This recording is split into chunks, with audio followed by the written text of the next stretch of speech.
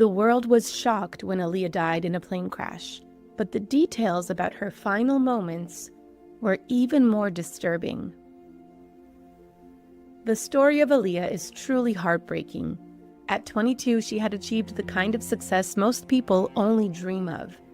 What big things could she have achieved if she had lived longer?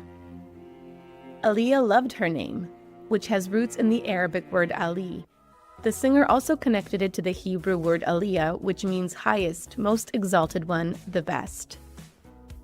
When she began her career in showbiz, her mom suggested she go by her first name, and she was all in. Most people don't even know her full name was Aaliyah Dana Houghton. Born in 1979, Aaliyah was the youngest of 2 siblings. Growing up, she was always close to her older brother Rashad. Her parents, Diane and Miguel Houghton, decided to move the family from Brooklyn, New York City, to Detroit when Aaliyah turned 5. Aaliyah's family moved to Detroit to be closer to her extended family.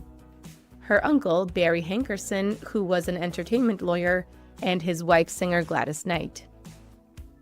Eventually, Aaliyah got the opportunity to go on stage with Gladys Knight. The exposure and support really helped her believe in her musical talents. Soon, it became clear that Aaliyah was talented. Her brother Rashad recalls that she always had a beautiful voice and enjoyed performing whenever she could. While Aaliyah's whole family was amazingly supportive of her and her talent, her grandmother was her biggest supporter. Later, she would become an inspiration for Aaliyah through some of her darkest times. Aaliyah found her calling young, in grade 1 to be precise. Her Catholic school cast her in their annual musical Annie, and there was no looking back after that. Little Aaliyah knew she wanted to be an entertainer. Being Gladys Knight's niece was definitely a plus when it came to getting her foot inside the showbiz door. Aaliyah traveled with her and auditioned for commercials and Family Matters. Her first real appearance on TV was on Star Search when she was 10, but it led to a devastating moment.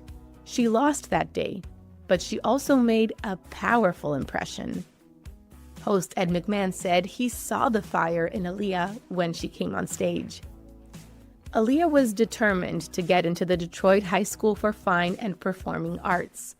For her audition, she decided to sing Ave Maria in Italian, which she absolutely nailed and was immediately accepted to the school. Aaliyah kept up a 4.0 GPA throughout high school, even though she'd already started working and recording by then. She wanted to get a proper education in case she didn't make it in show business. Her alternate plans included teaching music history or drama so she could still do something she loved. When Aaliyah was starting out, her mother suggested she wear her hair over her left eye, inspired by her favorite film star, Veronica Lake. They felt it would add to the mystique of her image. Aaliyah also often wore sunglasses, largely because she was naturally shy and sometimes felt overwhelmed by the media attention. However, this signature look eventually gave rise to an unusual rumor. Some people speculated that she was hiding a glass eye beneath her sunglasses and hairstyles. Aaliyah's uncle, Barry Hankerson, was having a tough time finding a label that would sign his niece. He believed in her and was so supportive that he decided to make sure that his young niece got the exposure she deserved. So he came up with an idea.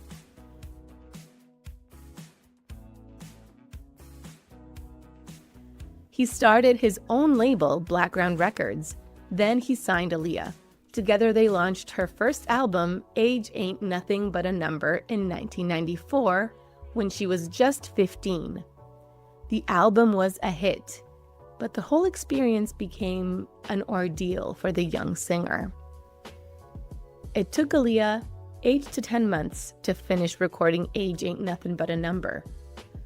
Controversial R&B singer R. Kelly agreed to be lead songwriter and producer after he heard her sing.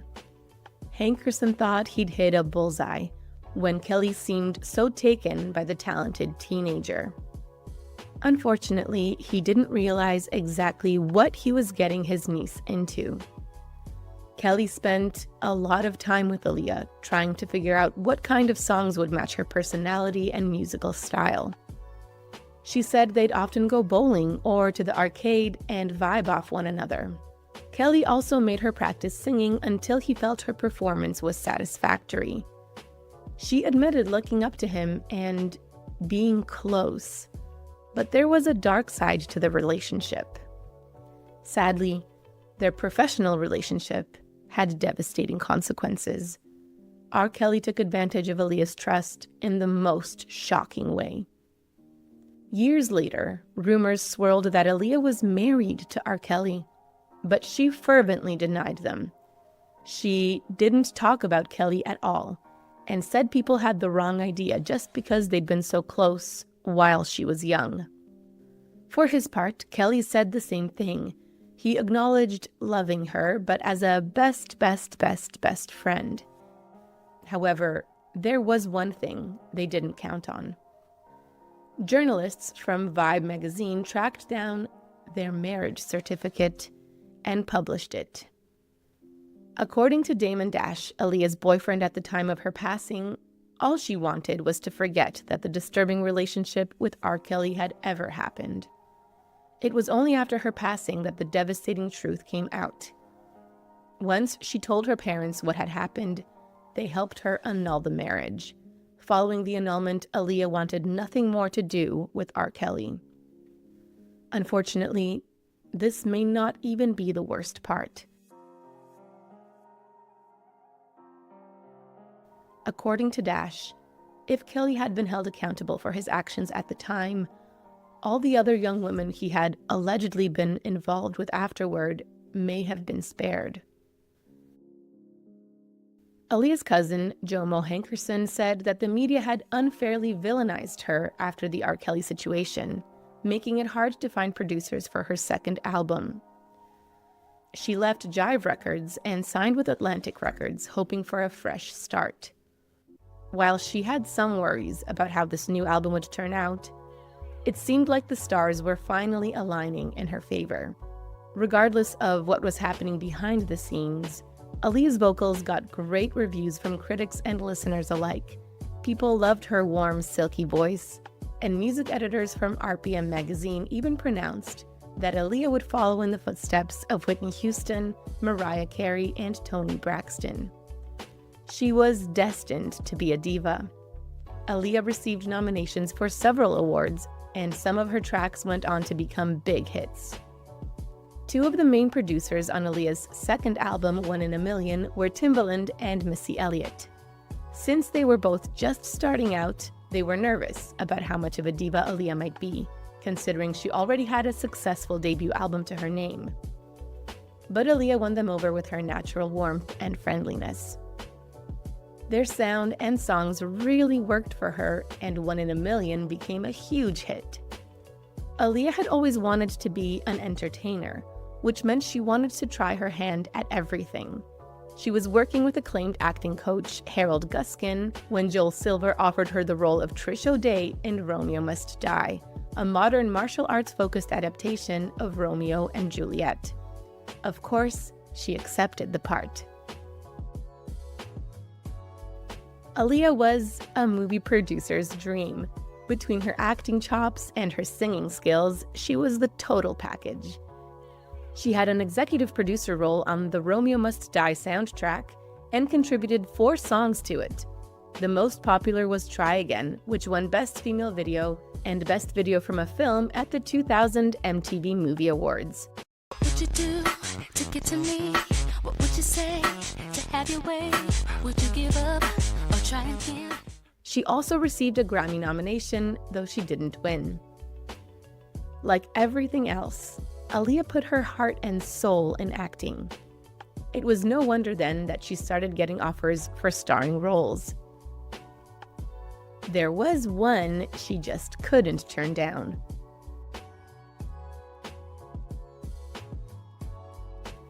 After the success of Romeo Must Die, Aaliyah was offered the titular role in Queen of the Damned, a movie based on the Anne Rice novel. Aaliyah would play Akasha, a powerful and ancient vampire queen who awakens in the modern world, struggling with her immortality and dark past while facing enemies that threaten her reign. Aaliyah had always been fascinated by vampires, so she was thrilled to join the movie.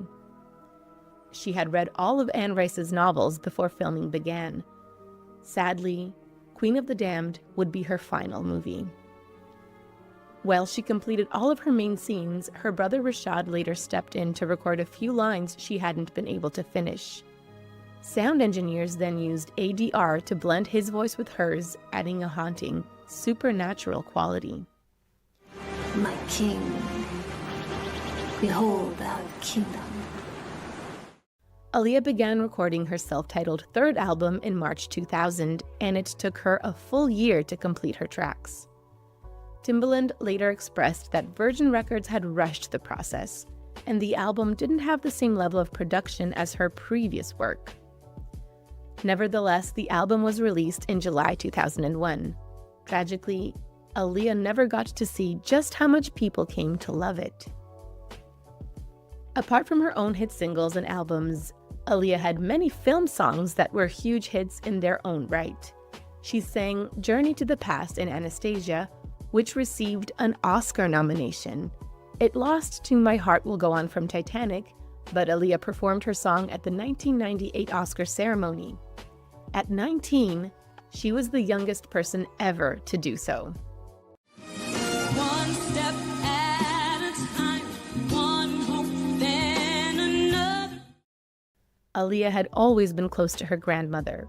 She had a dove tattooed on her lower back as a tribute to her, and her most prized possession was a stuffed orangutan, Lena, that her grandmother had given her when she was a little girl.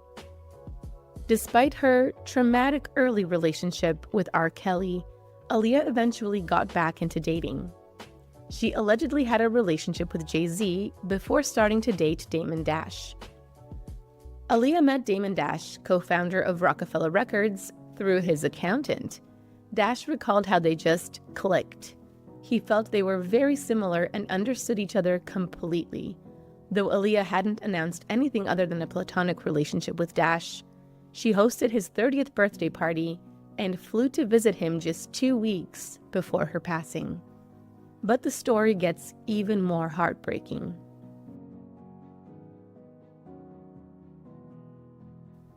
After her passing, Damon Dash revealed that he'd planned to marry Aaliyah. Though he hadn't formally proposed to her yet, her close friend Kadada Jones has said that even though Aaliyah and Dash had only dated for a year, Aaliyah was ready to settle down and have kids with him. It's no wonder Dash was left devastated after her passing. In August 2001, Aaliyah was making a video for her song Rock the Boat in Miami. She'd already filmed some of the underwater scenes when she boarded a plane with her crew to Abaco Island in the Bahamas to continue the shoot. Did she have an inkling of what might happen? Maybe not. But Dash does admit that she'd been apprehensive about taking this particular flight. Usually, Aaliyah traveled with at least one of her family members. However, this time, none of her family members had been able to accompany her to this shoot. This had never happened before.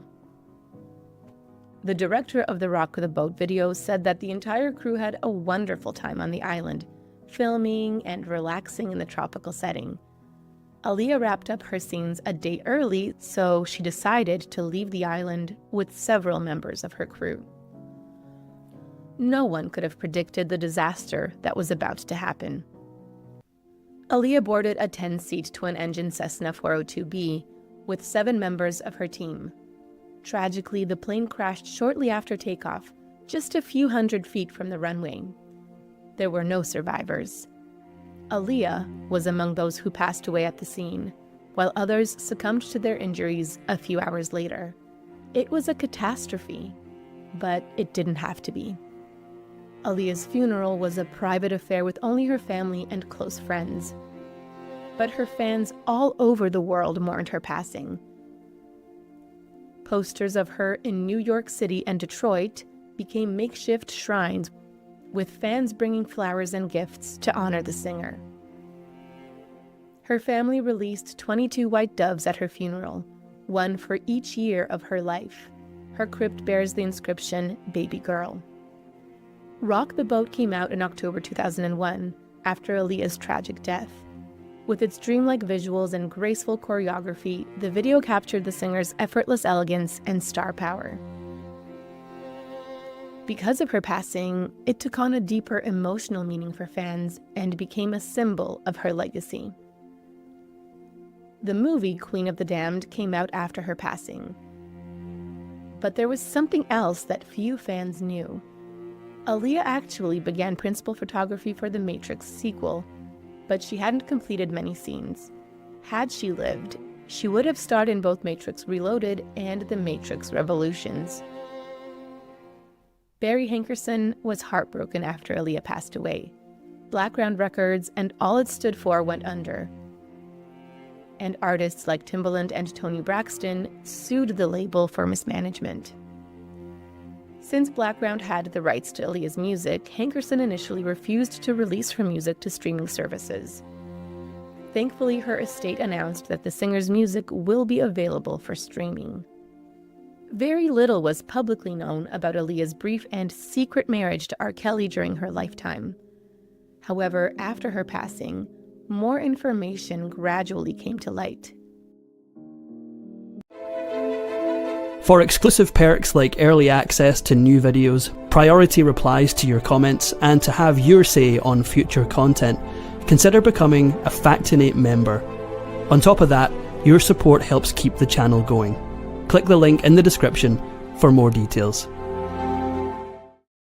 In 2001, Kelly's former associate Demetrius Smith shared that in 1995, Kelly had expressed concerns that Aaliyah might be pregnant.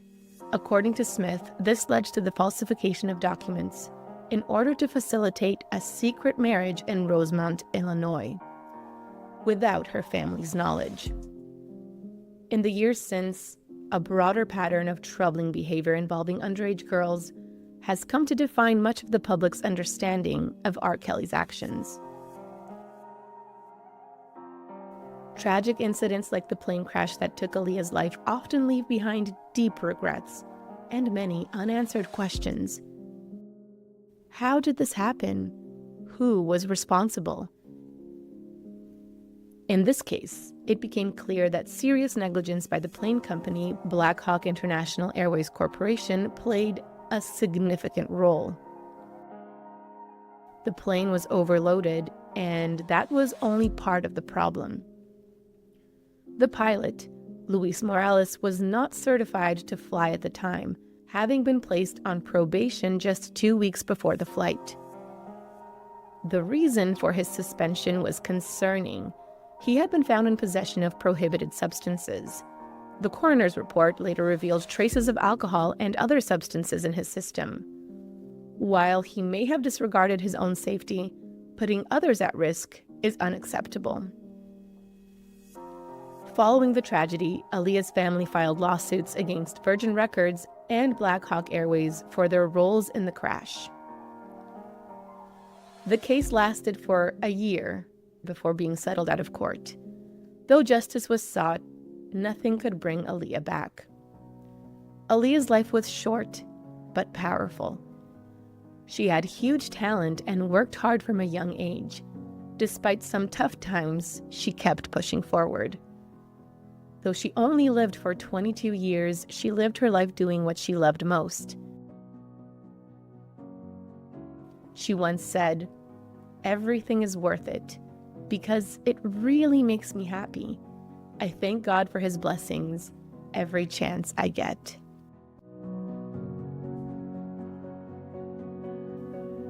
If you enjoyed this Factinate video, give it a thumbs up and subscribe for more incredible stories. Want a say in who we cover next? Join our membership program through the link in the description for exclusive perks. Your support means everything to us.